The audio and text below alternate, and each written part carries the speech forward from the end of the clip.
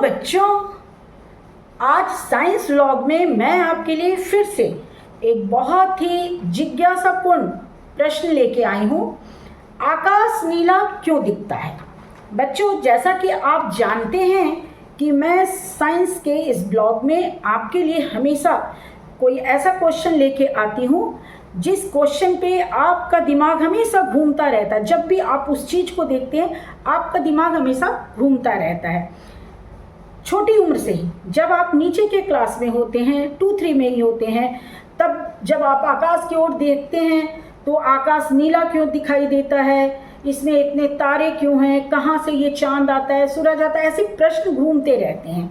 लेकिन इन बहुत सारे प्रश्नों का जवाब आपको जब आप ऊपर के क्लास में जाते हैं तब मिलता है। लेकिन मैंने सोचा कि ब्लॉग के माध्यम से आपके ऐसे बहुत सारे प्रश्नों को मैं जब आप नीचे क्लास में हैं तभी आपको इन प्रश्नों का अगर जवाब सहज सरल शब्दों में दे दूं तो कितना अच्छा हो। आप अगर नीचे की क्लास में हैं तभी से आप जान जाएंगे।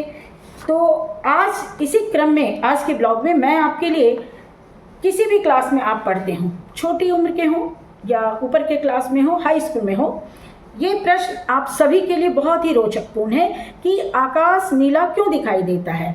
तो इस प्रश्न का जवाब अगर आप हाई स्कूल में हैं यानी कि 5-6 से ऊपर के क्लास में हैं तो इस प्रश्न का जवाब तो आपके पुस्तक में है ही, आपके बुक में है ही, आपके टीचर तो आपको पढ़ाते ही होंगे, पढ़ाया होगा, आपने खुद भी पढ़ा होगा।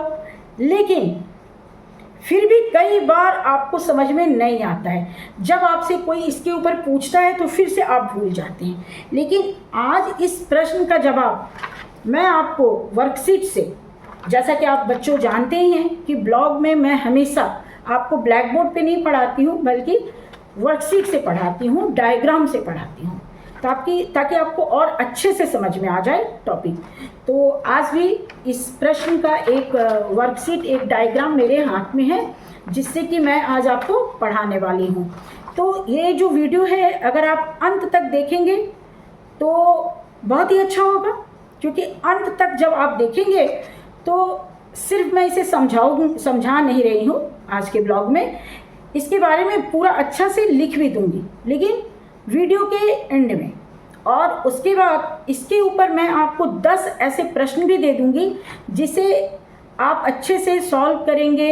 चूँकि मैं आंसर भी दे रही हूँ ताकि आपको आंसर के लिए दिक्कत नहीं हो, लेकिन आप आंसर को देखे बिना भी उस प्रश्न का उत्तर अगर आप करेंगे तो कम से कम ये क्वेश्चन आप हमेशा के लिए बहुत अच्छा से सीख जाएंगे, समझ जाएंगे।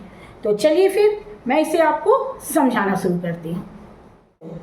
इस डायग्राम को आप ध्यान से देखिए। टॉपिक है आकाश नीला क्यों दिखता है। इस टॉपिक को समझाने के लिए आपको मैंने ये डायग्राम बनाया है और इसमें जो कुछ भी मैंने लिखा है हिंदी और इंग्लिश दोनों में लिखा है ताकि आपको अच्छे से समझ में आ जाए।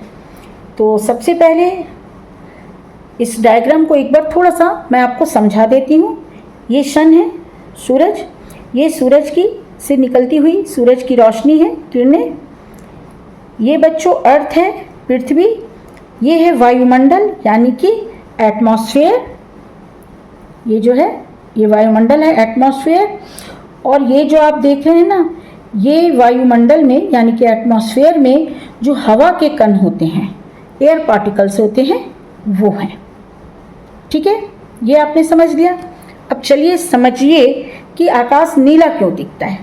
बच्चों, ये जो सूर्य की रोशनी है, सूर्य की रोशनी हमें सफ़ेद दिखती है, लेकिन सूर्य की रोशनी भले ही हमें सफ़ेद दिखाई देती है लेकिन वास्तव में इसमें 7 रंग होते हैं। इंद्रधनुष में जिस तरह से 7 रंग होते हैं उसी तरह इसमें भी ये 7 रंग होते हैं जो हमें दिखाई नहीं देते हैं।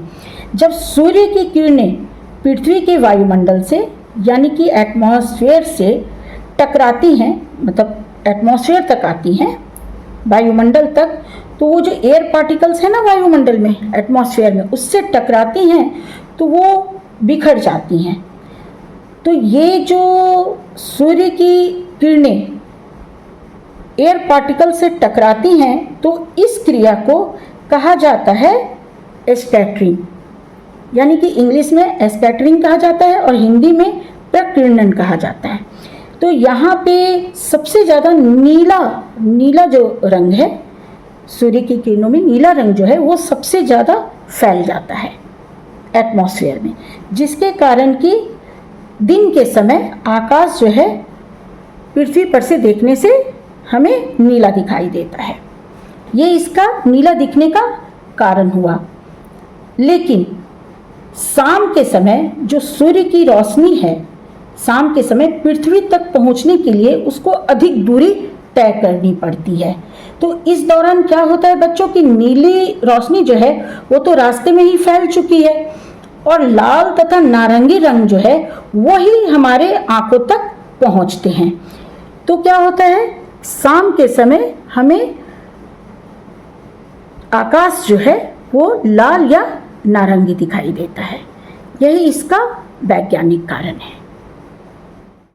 तो बच्चों, आज के ब्लॉग में आपने आकाश नीला क्यों दिखाई देता है, इसके साथ साथ आपने आज ये भी जाना कि जैसे जैसे शाम ढलती है तो आकाश नीला की जगह कभी कभी लाल या नारंगी भी यानी कि ऑरेंज कलर का क्यों दिखाई देता है ना।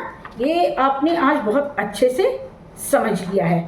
अब वीडियो का जो एंड है इसमें आप जो इसका पूरा लिखित है वो भी मैं लिख के डाल दे रही हूँ और साथ में 10 प्रश्न भी डाल दे रही हूँ। इसे आप चाहिए तो आप अपने नोटबुक पे उतार सकते हैं ताकि आपके पास एक नोट्स भी तैयार हो जाए। तो फिर चलिए आज का ब्लॉग मैं यहीं पे समाप्त करती हूँ, ख़त्म करती हूँ, इस वादे के साथ बच्चों कि नेक्स्ट ब्लॉग में मैं फिर आऊँगी, साइंस के नए ब्लॉग में फिर आऊँगी किसी ऐसे ही प्रश्न के साथ, साइंस के प्रश्न के साथ जो आपके दिमाग में घूमता रहता है पर आप अच्छे से समझ नहीं पाते हैं। उसे मैं अपने आसान, सरल, सहज शब्दों में आपको समझाऊंगी, वर्कशीट के माध्यम से, डायग्राम के माध्यम से। लेकिन आज के लिए बच्चों बस इतना ही। बाय बाय बच्चों।